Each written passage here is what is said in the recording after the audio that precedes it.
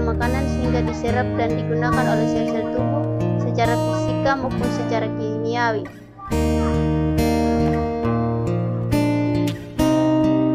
Proses pencernaan mekanik itu proses perubahan makanan dari bentuk kasar atau bentuk kecil atau halus. Ada 3 proses mekanik proses pencernaan, yaitu pengunyahan atau chewing di mulut, pengadukan atau chowning di lambung, segmentasi di usus halus. Pencernaan kimiawi, proses perubahan makanan dari zat yang kompleks menjadi zat-zat yang lebih sederhana dengan menggunakan enzim. Tujuannya untuk mengubah menjadi nutrisi lebih kecil sehingga mudah terserap.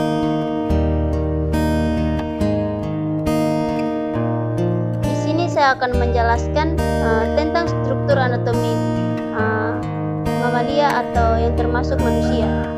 Yang pertama itu mulut.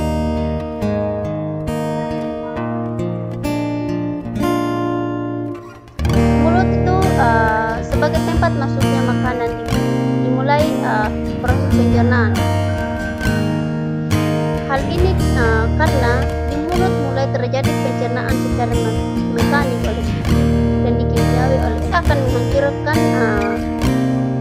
makanan menjadi ukuran yang lebih kecil sehingga memudahkan asam enzim amilase yang bekerja. Enzim amilase lalu akan mengurangkan kandungan pati atau amido dalam makanan menjadi gula yang sederhana.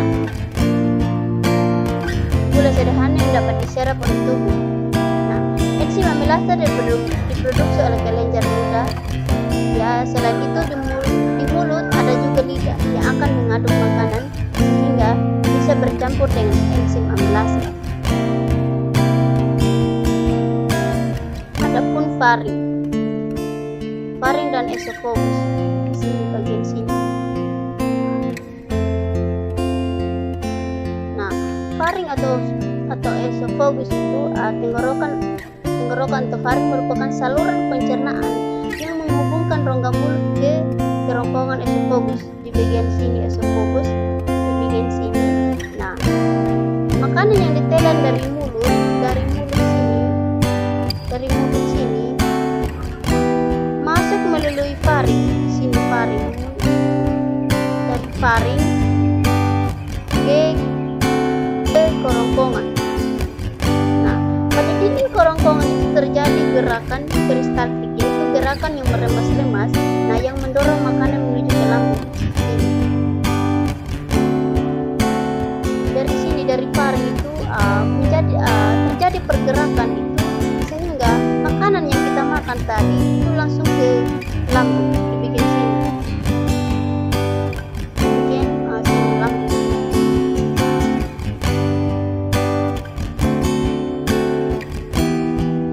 Adapun lambung itu terjadi pencernaan kimiawi di mana makanan yang dicerna oleh di dalam getah lambung yang disirkan oleh kelenjar dinding lambung. Getah lambung itu terdiri atas 2, yaitu yang pertama itu pepsin. Pepsin itu berfungsi untuk memecah protein menjadi pepton, sedangkan asam klorida atau HCl itu asam yang berfungsi untuk membunuh kuman dan bakteri pada makanan yang mengaktifkan pepsinogen menjadi pepsin. Lambung tadi yang fungsi lambung tadi itu mencerna protein. Itu menyimpan makanan selama 2-5 jam. Yang ketiga itu mematikan mikroorganisme berbahaya yang ada di lambung karena ada asam lambung. Nah, setelah melalui pencernaan di lambung, makanan akan perlahan-lahan didorong masuk ke usus halus. Nah, di sini usus halus. Di sini kita akan menjelaskan pankreas, hati dan empedu. Bagian sini. Nah, hati adalah organ perlengkapan dalam sistem pencernaan karena membentuk cairan empedu. Cairan empedu. Yang diperlukan dalam proses pencernaan lemak empedu tersebut lalu akan ditampung ke kantung empedu.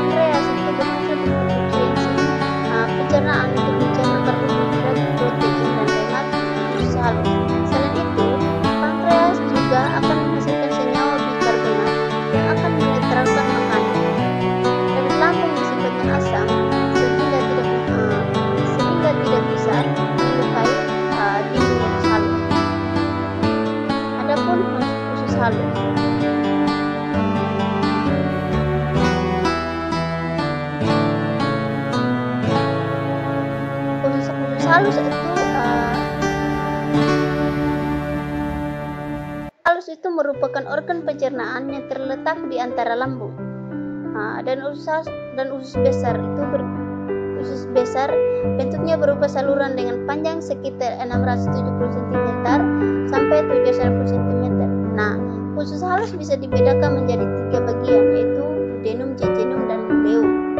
Nah, di duodenum itu usus 12 jari berfungsi sebagai tempat pencernaan makanan secara kimiawi. Caranya, makanan dari lambung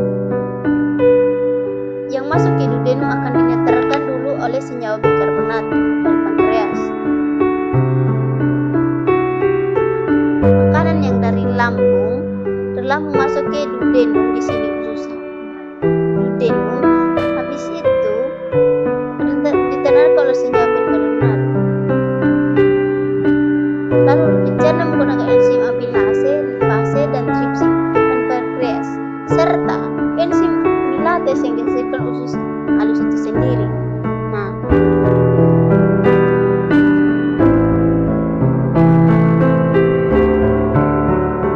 amilase itu akan memecah amilum menjadi maltosa lalu lanjut dipecah jadi glukosa oleh enzim lipase. Lalu lipase itu memecah lemak asam menjadi asam lemak dan gliserol. Ini dilakukan dengan bantuan lemak sedikit. Enzim lipase bisa bekerja, sementara itu tripsin akan memecah peptid menjadi asam amino. Nah, glukosa, asam lemak, dan gliserol dan asam amino tadi merupakan bentuk zat gizi sederhana yang siap diserap. Nah, di sini usus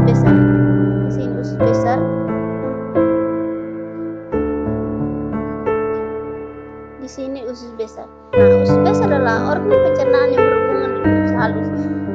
Sistem makanan yang tidak bisa dicerna dan diserap tubuh lalu akan diteruskan ke usus besar. Ini karena usus besar itu berfungsi untuk membusuk sisa makanan tadi membentuk feces dan dibantu oleh bakteri Escherichia coli. Nah, usus besar terdapat bagian, yaitu kolon dan rektum. Kolon itu sebagai tempat pemadatan feces. Di sini usus besar di sini. Dari tempat penyimpanan feces sementara waktu. Selain itu ada pula cacing yang dimakan seperti cacing. Itu bisa mempengaruhi jika ada sisa makanan yang tersumbat di dalam lalu menimbulkan penyakit tersebut.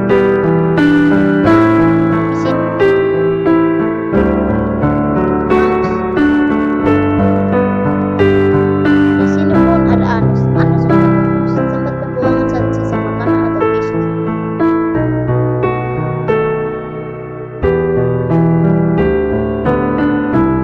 Ini bentuk duodenum tadi yang kita jelaskan di slide sebelumnya.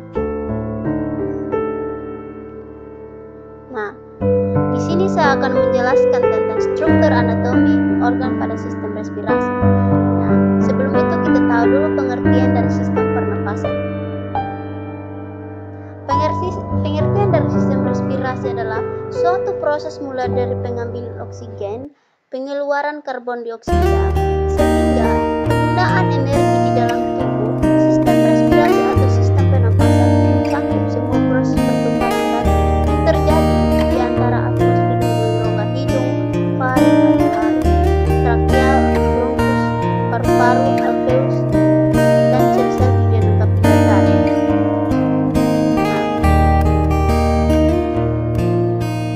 Ini bentuk sistem respirasi. Pada kelas mamalia, sistem respirasi pada manusia itu menjelaskan tentang alat pernapasan manusia, dari hidung, faring, pangkal tenggorokan, batang tenggorokan, bronkus, bronchiolus, paru-paru atau punggung.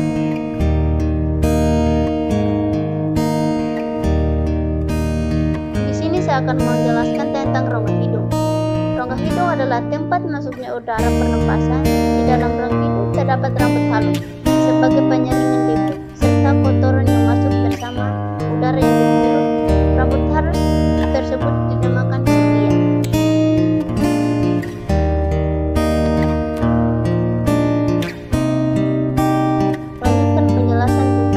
atau tenggorokan. Faring merupakan persimpangan jalan, maksudnya udara dari makanan mulut ke kerongkongan dengan hidung menuju tenggorokan. Organ pernapasan selanjutnya adalah faring, yang merupakan istilah medis dari tenggorokan. Organ ini berfungsi untuk menangkap udara yang masuk dari hidung dan meneruskan ke trakea atau jalur udara ke tenggorokan. Bukanlah saluran makanan. Organ digunakan sebagai saluran makanan disebut sebagai kerongkongan.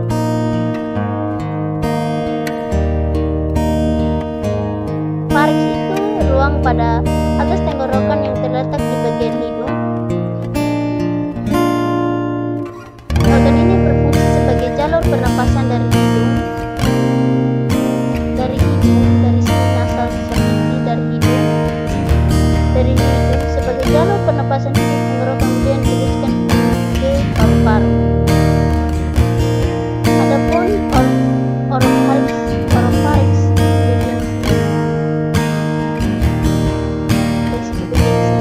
itu bagian tengah dari faring yang berhubungan dengan organ mulut dan rongga hidung yang berfungsi agar udara serta makanan lewati organ ini memiliki dua fungsi, tetapi tergantung kapan akan digunakan karena digunakan untuk sistem pernapasan dan sistem pencernaan.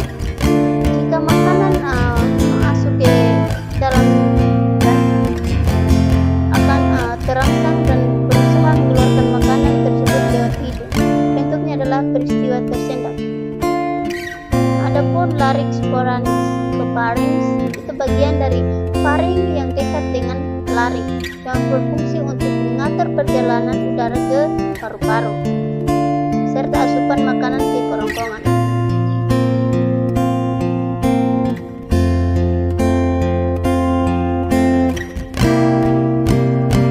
Adapun trakea. Trakea adalah tabungan pernapasan yang terletak setelah larynx. Udara melewati trakea, kemudian akan menuju bronkus, selanjutnya ke alveolus, baru ke paru-paru.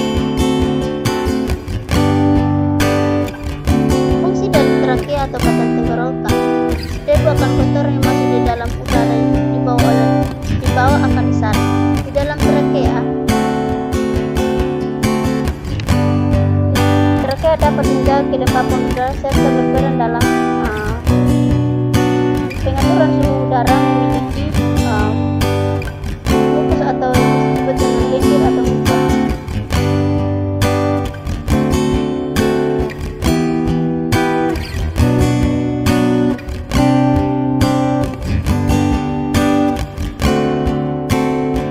Adapun laring itu merupakan struktur kompleks berbentuk kerucut berbalik yang tersusun dari 9 tulang rawan dan juga sejumlah besar otot tulang rawan yang terdapat di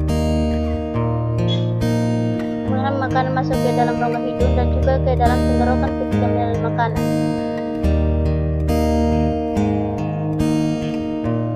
Adapun bronkus adalah penghubung antara tenggorokan dan paru-paru yang tersusun atas tulang rawan yang berbentuk cincin yang berfungsi sebagai tempat lalu lintas udara pernapasan bronkus.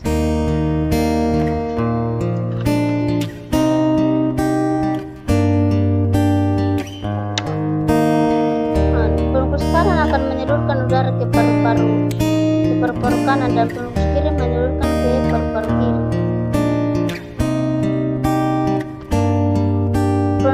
Bronkus kiri bagian sini lebih panjang lebih ramping dari yang kanan.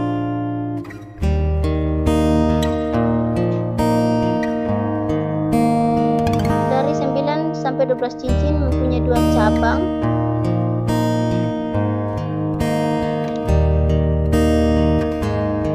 Teruskan bagian pada hati yang paling besar, ukuran 5-6 kali lebih besar daripada lobus kiri.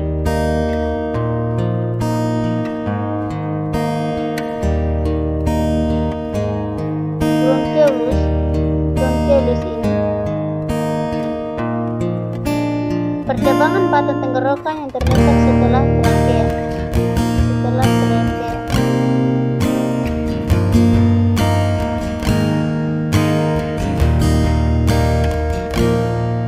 Terus menyaring menghantar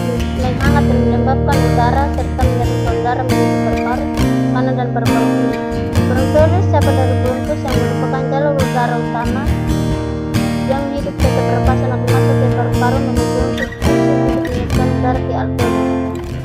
Lobus kiri dan lobus kanan dipisahkan oleh ligament Colles-Crans. Ragam ini berfungsi untuk menyengat hati agar bisa tetap berada pada tempatnya. Flare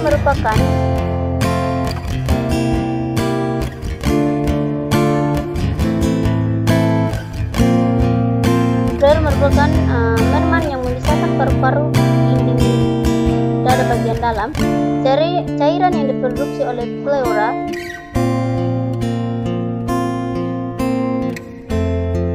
sebenarnya berfungsi sebagai pelumas yang membantu kelancaran pergerakan paru-paru.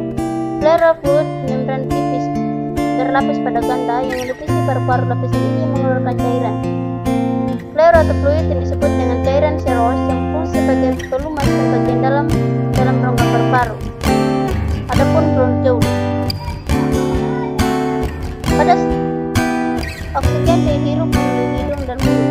Salah satu bagian penting dalam sistem pernapasan adalah bronchiolus yang berfungsi sebagai konduksi serta pembentukan gas. Karena bronchiolus sangat penting bagi sistem pernapasan baik itu hewan maupun manusia, maka sudah seharusnya setiap orang lebih memperhatikan kesehatan. Bronchiolus akan membawa ke udara kayak oksigen ke kantong udara. Alveolus selanjutnya di dalam alveolus terjadi pertukaran udara antara oksigen yang akan diedarkan ke seluruh tubuh dan karbon dioksida yang harus dikeluarkan ke paru-paru. Fungsi bronchiolus untuk menyalurkan udara ke bronkus ke alveolus. Fungsinya yang pertama itu arteri pulmonus.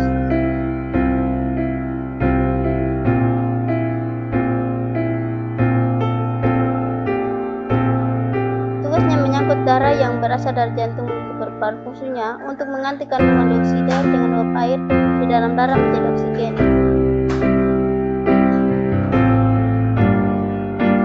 Bronchiolus akan membawa udara yang kaya oksigen ke kantong udara ke alveolus. Selanjutnya di dalam alveolus terjadi pertukaran udara antara oksigen yang akan diedarkan ke seluruh tubuh dan karbon dioksida harus dikeluarkan dari paru-paru.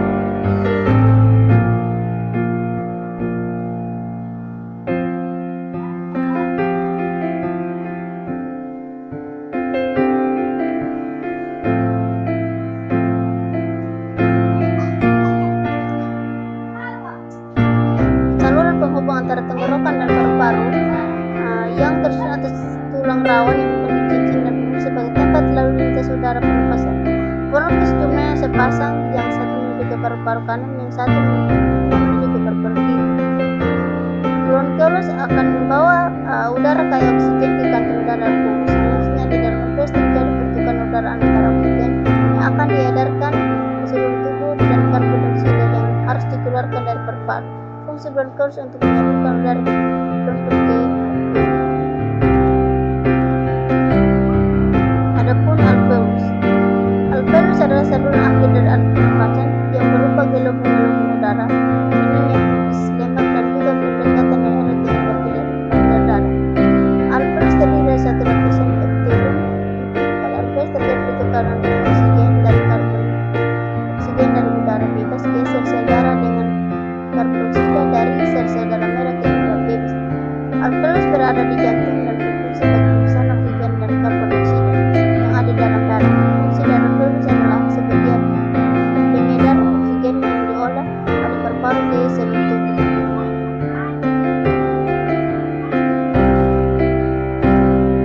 Adapun paru-paru.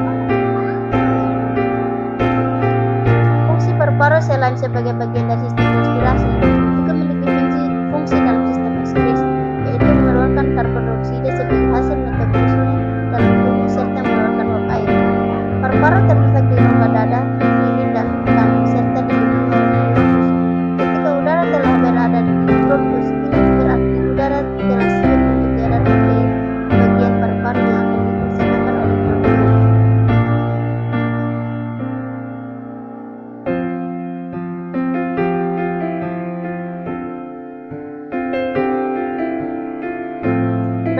Pada kelas pemilihan saya ambil sistem ekskresi manusia.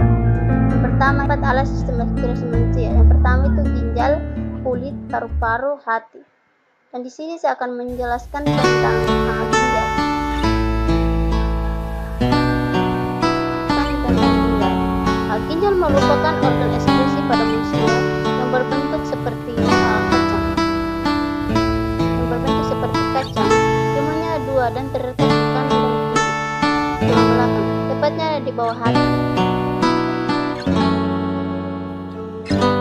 Hati dan limpa. Dalam tubuh manusia dewasa, ginjal biasanya memiliki panjang sekitar 11 cm, berat dan besarnya bervariasi tergantung jenis kelamin, umur serta tidak. Pada laki-laki dewasa rata-rata, ginjal memiliki ukuran panjang sekitar 11,5 cm, lebar sekitar 6 cm, dan ketebalan 3-5 cm dengan berat sekitar 120-170 gram atau kurang lebih dari 0,5% dari berat badan. Pada ginjal ini menerima darah dari sepasang arteri renalis dan darah keluar lewat vena renalis. Setiap ginjal berhubungan dengan ureter, tabungan yang bauran keluar ke kandungan tubuh. Setelah alat ekskresi ginjal akan menjalankan 3 tahapan dalam proses pembuangan termasuk penyaringan filtrasi, penyerapan kembali atau reabsorpsi, dan pengumpulan argumentasi. Yang ada fungsi dari ginjal sistem ekskresi adalah menyalurkan limbah dari dalam tubuh, menyalurkan zat-zat dari darah, mengekskresikan gula darah yang memiliki kadar normal, mengatur tekanan darah. Adapun kulit adalah lapisan jaringan pelindung yang paling luar pada manusia yang terletak di permukaan tubuh, sama seperti ginjal. Kulit juga memiliki peran dalam sistem ekskresi karena menyalurkan zat-zat yang berupa kelenjar kering. Fungsi kulit dalam sistem ekskresi sistem keringat untuk mengontrol suhu tubuh serta menjadi pelumas bagi rambut dan kulit, dan memainkan peran untuk membuang racun protein. Adapun lapisan kulit atau epidermis.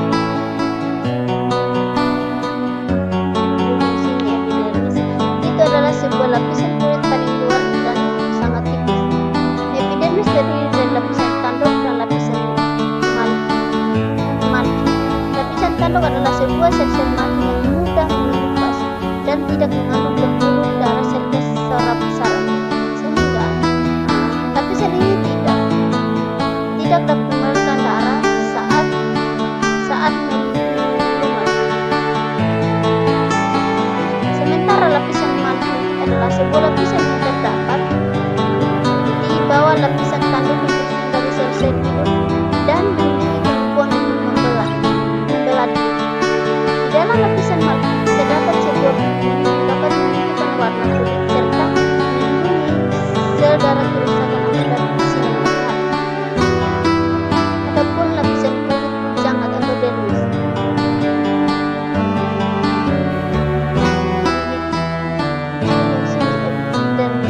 Dermis adalah sebuah lapisan yang terletak di bawah lapisan epidermis. Lapisan ini lebih tebal daripada lapisan epidermis dan terdiri dari beberapa jaringan, termasuk pembuluh kapiler yang bertugas untuk menyampaikan nutrisi pada akar rambut dan sel kulit. Kelenjar keringat yang bertugas untuk menghasilkan keringat, kelenjar minyak yang akan menghasilkan minyak agar kulit dan rambut tidak keringat.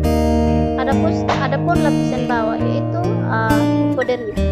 Lapisan ini terletak di bawah dermis, di antara lapisan jaringan ikat bawah kulit. Di antaranya lapisan jaring ikat bawah kulit dan lemak berfungsi untuk melindungi tubuh dan berbenturan sehingga sumber energi dan penahan suhu tubuh dengan begitu banyak komponen pada manusia, mulai dari otot panca indera, otot, jantung, dan berbagai organ lain. Itu masing-masing memiliki fungsi.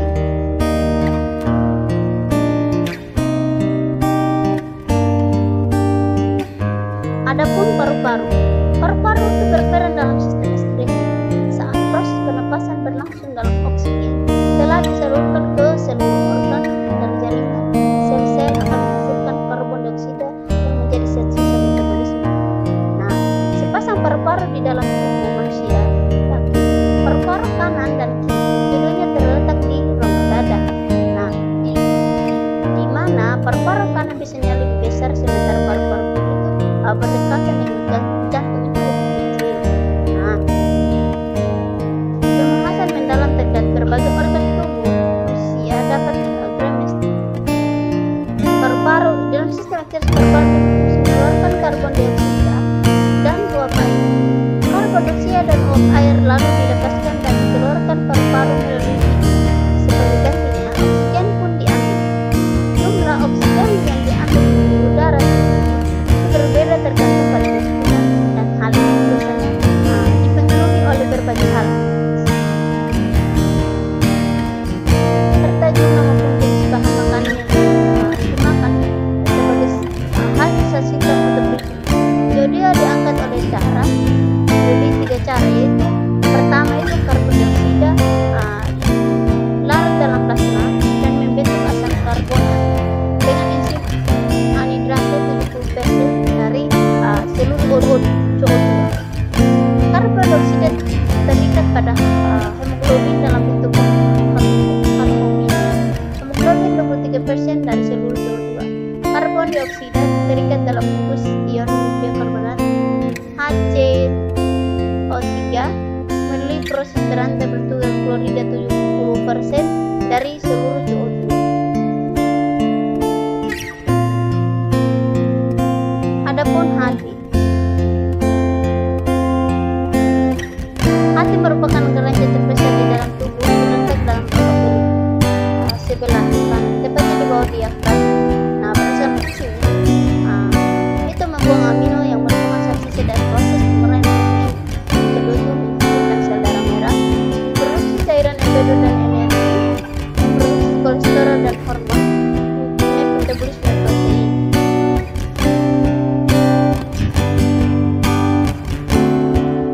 Proses pemecahan senyawa racun oleh hati dilakukan oleh proses defoksifikasi sebagai organ yang berperan dalam sistem ekskresi. Karena mengekskresikan geta empedu dan urin, hati memiliki beberapa fungsi. Pertama itu menghasilkan geta empedu. Geta empedu adalah geta hasil perompokan sel darah merah. Geta ini terdiri dari komponen yaitu garam empedu dan zat warna empedu. Garam empedu itu bertugas untuk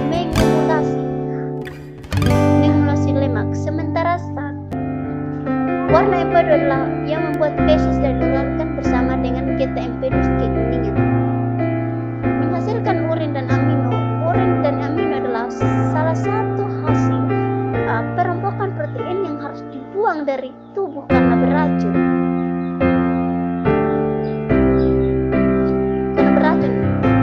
Urin ini disebarkan dalam darah, disaring oleh ginjal, lalu keluar dari tubuh bersama urin. Sementara amino akan diikat oleh urin kemudian dibagi keluar bersama urin atau masuk ke dalam empedu atau membuatkan urin berbagi.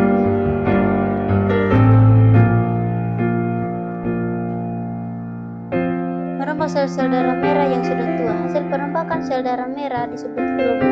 Zat besi dan hormon untuk zat besi dan globin sendiri itu akan diproses ulang untuk menghasilkan hemoglobin yang baru yang dapat digunakan oleh tubuh kembali, sedangkan untuk hormon itu sendiri akan diubah menjadi bilirubin dan biliverdin. Nantinya akan dioksidasi di usus menjadi urin yang berguna sebagai zat warna kuning dan feses. Mengisasi beberapa zat. Salah satu sebagai tempat untuk menghasilkan empedu. Hati juga berfungsi dalam sintesis. Hal ini dikarenakan hati memerlukan beberapa enzim. Salah satunya adalah enzim arginase. Enzim ini berfungsi untuk mengubah arginin menjadi urin dan urin ini dapat meningkatkan NH3 dan CO2.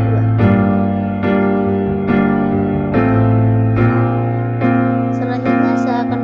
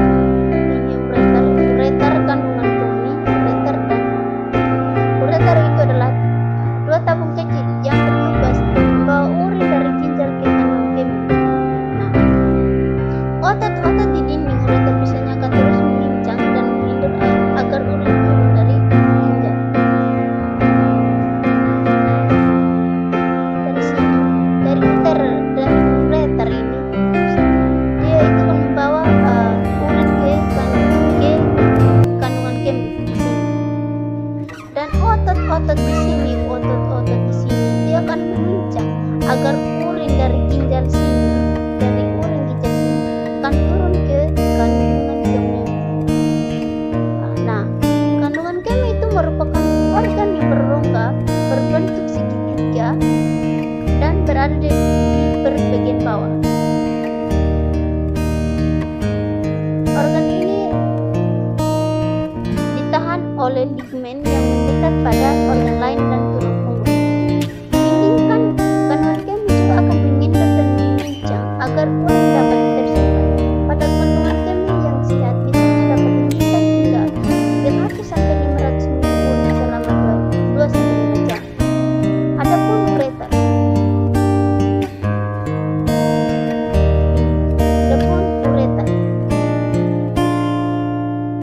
Ureter diproduksi oleh ginjal dan dipindahkan dari ureter dan kandungan kemih. Dari ureter diproduksi dari ureter dan kandungan kemih dikeluarkan melalui ureter, dan organ saluran kencing ini bertugas untuk menghubungkan kandungan kemih ke lubang saluran kemih dan ujung penis atau vagina. Bagian sini.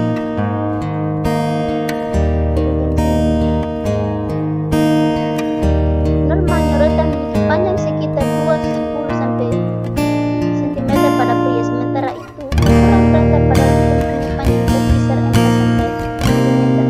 Jalur kandungan kemih ureter juga dipimpin otot atau sphincter untuk menjaga urin agar tidak kocok.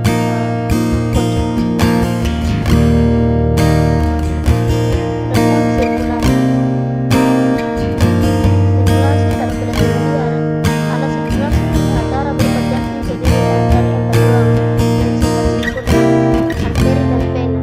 Sistem peredaran darah atau sistem kardiovaskular adalah sistem yang berfungsi untuk menyalurkan oksigen dan jantung ke seluruh tubuh. Sistem peredaran darah yang juga berfungsi menyalurkan zat oksigen yang sisa melalui paru-paru, menyalurkan hormon dan susu tubuh ke seluruh secara merata, serta berfungsi mempertahankan sistem kinerja organ dan membantu tubuh tetap cara kerja sistem peredaran darah. Cara kerja sistem peredaran darah dibagi yang tiga, yaitu sistem pulmonal dan sistem koronal. Apa itu? Akan menyalurkan ke antrium kanan, hasil antrium kanan ke antrium kanan ke bagian sini.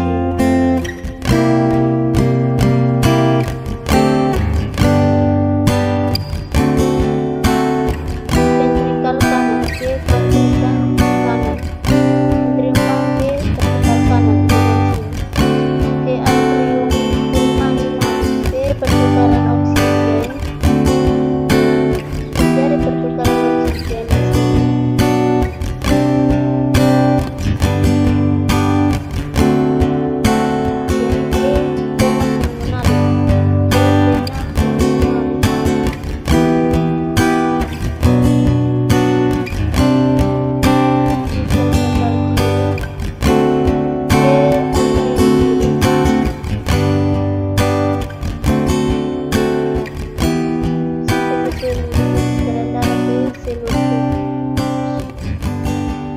Jadi pertukaran darah seluruh tubuh itu menjadi pertukaran gas.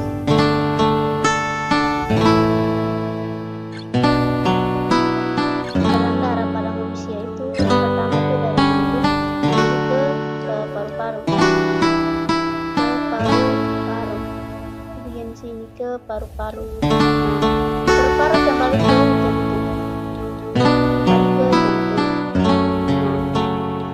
diawali satu periksa dek terbeli kanan di sini beli kanan dan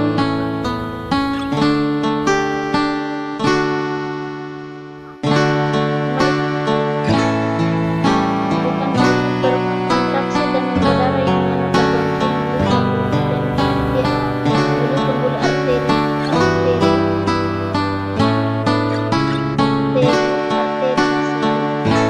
dan arteri menuju ke paru-paru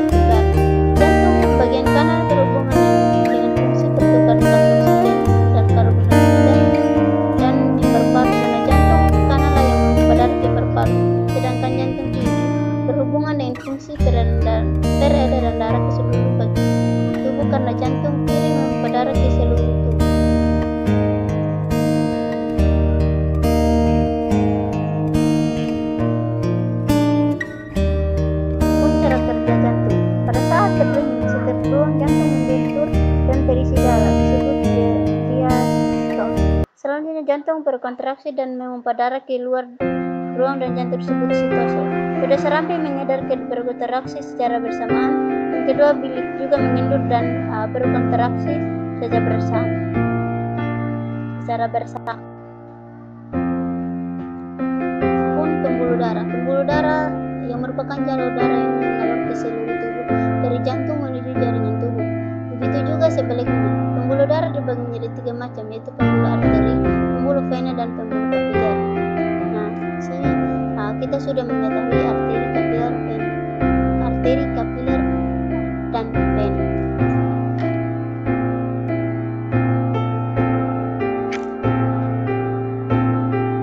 Pembuluh darah arteri itu yang berfungsi untuk mengalirkan darah keluar jantung. Pembuluh arteri berbentuk tebal, kuat, dan elastis. Lapisan dinding dalamnya adalah endotelum yang dikelilingi oleh otot. Pembuluh darah kapiler adalah saluran darah yang terkecil sekali. Kapiler darah menghubungkan arteri kepada venum. Dinding kapiler darah hanya setebal 1 sel. Dinding-dindingnya tipis memudahkan resapan bahan-bahan berlangsung dengan cepat. Sedangkan pembuluh darah vena itu dinding pembuluh tipis, tidak elastis, dekat dengan permukaan tubuh tipis atau kebiru-biruan. Aliran darah menuju ke jantung tidak terasa, katupun sepanjang pembuluh tidak ada luka, darah tidak memancar. Adapun sistem rangka dan otot pada kelas mamalia. Rangka merupakan alat gerak pasif dalam tubuh manusia karena sifatnya sebagai tempat membacakan otot dan tulang-tulang yang menyusun rangka manusia. Ini kemudian dibagi atas 2, yaitu kerangka aksial dan kerangka apicular. Tetapi secara keseluruhan rangka manusia dibagi menjadi 3 kelompok, yaitu rangka tengkorak, rangka anggota gerak, dan rangka kepala. Fungsi rangka pada manusia yaitu rangka melindungi tubuh dan melindungi organ pada tubuh penting. Dan di bagian sini ada pun bagian rangka manusia. Yang pertama itu ada tulang dahi, tulang pipi, tulang rahang atas, tulang selengkap, tulang belikat, tulang lengan atas, tulang hasta di bagian sini, tulang temupi, tulang paha, tulang kering, dan tulang betis. Di bagian sini ada pun tulang pelvis, tulang rahang bawah, tulang rusuk, dan di bagian sini tulang dada, di bagian sini tulang belakang, di bagian sini tulang pinggul kiri, dan di bagian sini tulang kelengkang, di bagian sini tulang duduk, dan di bagian sini tulang tempurung lutut. Adapun otot. Sistem otot pada manusia adalah kumpulan sel otot serabut otot yang membentuk jaringan dan berfungsi untuk menggerakkan organ tubuh. Dengan adanya otot, maka rangka tubuh kita dapat digerakkan karena otot merupakan alat gerak yang aktif. Ada 3 jenis otot, yaitu tangkok otot terhubung dengan tulang otot polos yang ditemukan di dalam rongga pencernaan dan jantung yang ditemukan di jantung untuk memompa darah. Dan di bagian sini ada pun gambar-gambar otot polos, jantung, dan otot rangka atau duri.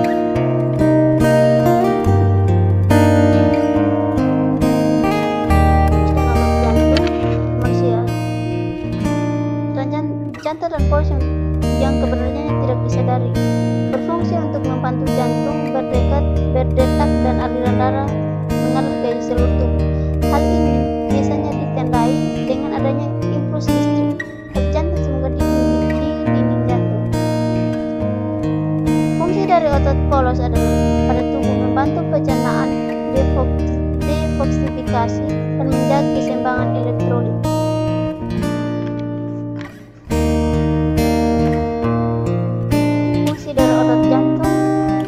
Untuk menjaga agar jantung tetap terus memompa darah ke seluruh tubuh, perlu diketahui bahwa salah satu fungsi jantung pada tubuh yaitu untuk mengalirkan darah ke seluruh tubuh. Otot jantung bekerja secara otomatis. Adapun otot rangka atau otot duri